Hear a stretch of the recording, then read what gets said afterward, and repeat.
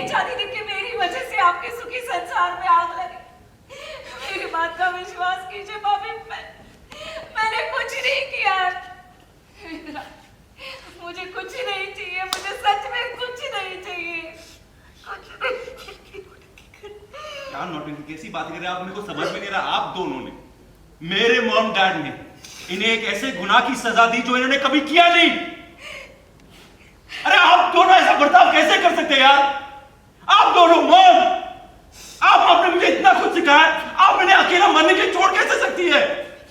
ये झूठ कह रही है सब, ये झूठ कह रही है, ये झूठी है, धोखेबाज है, फरेबी है। ये तो इसकी फितरत नहीं जानता है पुत्र, मैं जानती हूँ। ये औरत ना किसी की सगी नहीं हो सकती, किसी की सगी नहीं हो सकती। Mom don't do that. क्या कर रहे हैं आप? आप इनके साथ ऐसा बर्ताव नहीं कर सकते। देखिए उन्होंने हमें बताया था कि उनकी तबीयत बहुत खराब है और हमने देखा था उनके मुंह से खून निकल रहा था जब वो खांस रही थी। वो शायद ज्यादा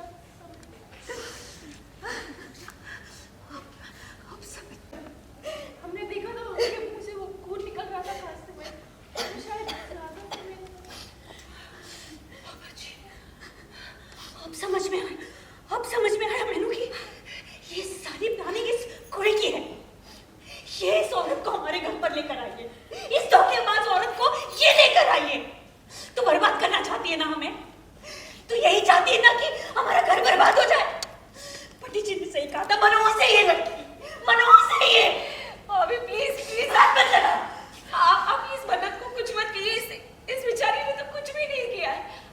अब आपको मुझसे दिक्कत है ना, तो ठीक है, ठीक है, मैं चली जाती हूँ यहाँ से। मेरा क्या, वैसे भी आज नहीं तो कल इस दुनिया से जाना ही है।